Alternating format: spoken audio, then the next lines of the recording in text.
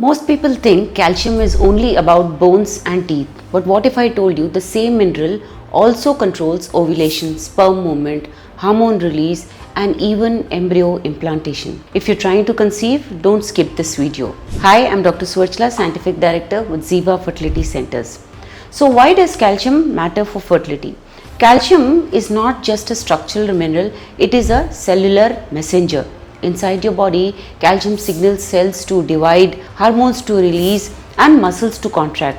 Let's start with women. Calcium plays a role in follicle development, in ovulation, in egg maturation, and uterine contractions. Not only this, it's also important for embryo implantation. Low calcium can disturb hormonal signaling between the brain and the ovaries, leading to irregular ovulation and a number of problems like affecting uterine receptivity, which is where it's harder for an embryo to attach. In pregnancy, deficiency can increase the risk of high blood pressure, preeclampsia, preterm birth, and poor fetal bone development. Now in men, calcium is essential for sperm motility, meaning how well the sperms swim. Without enough calcium, sperm become sluggish, like confused and unable to penetrate the egg.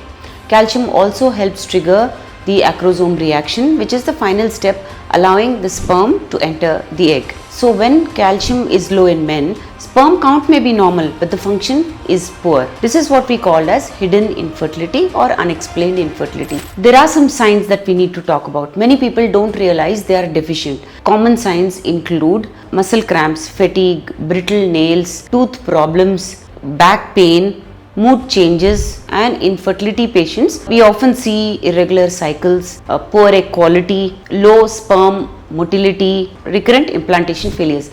Blood calcium may look normal, yet cellular calcium can be low, especially if vitamin D is also deficient. So let's look at some good foods for calcium, and we're just not talking about milk. Yes, milk is good, but it is not the only option. The top natural calcium sources are dark leafy vegetables or green leafy vegetables like spinach, kale, amaranth, milk, curd, paneer, cheese, almonds, and sesame seeds are also good. Sardines and small fish with bones are extremely good source of calcium. Soya beans, tofu, broccoli, okra, ragi, and all the millets that are available are a good source of calcium.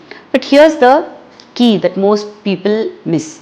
Calcium needs vitamin D to be absorbed. Without vitamin D, you're just feeding maybe a garbage bin. So add sunlight exposure, eggs, fatty fish, all these, and vitamin C from fruits will improve mineral absorption. Let's look at some supplements. Who needs them and how? Should everyone take calcium tablets? No, absolutely not. Supplements are useful when the dietary intake is low, vitamin D is deficient, or when you have PCOS or endometriosis, poor sperm motility in men, repeated IVF failures, or during pregnancy planning. Usually, adults trying to conceive need about 1000 to 1200 milligrams of calcium daily from food supplements combined. Always pair calcium with vitamin D. This is a very important aspect, and please don't self-prescribe mega doses. Excess calcium can cause kidney stones and block iron absorption. So remember, calcium doesn't just build bones,